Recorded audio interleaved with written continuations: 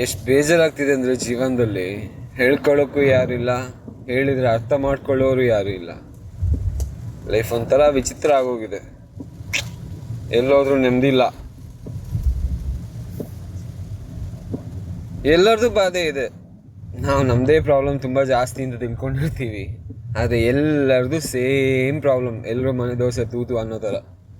ಎಲ್ಲರೂ ಹೇಳೋದೊಂದೇ, ಮಗ ನೆಮ್ಮದಿ ಇಲ್ಲ ಮಗ ಕಾಸಾಗ್ಬೇಕು ಮಗ ಏನಾದರೂ ಮಾಡ್ಬೇಕು ಮಗ. ಏನು ಮಾಡೋದು?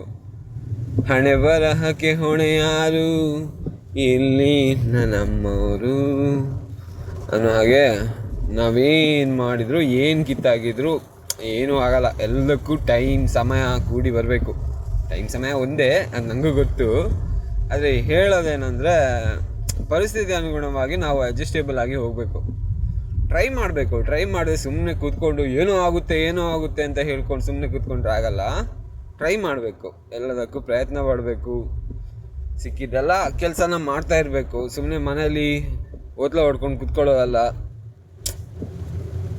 ಏನೇ ಹೇಳೋ, ಆದರೂ ಲೈಫಲ್ಲಿ ಏನೋ ಬೇಜಾರು, ನೆಮ್ಮದಿ ಇಲ್ಲ.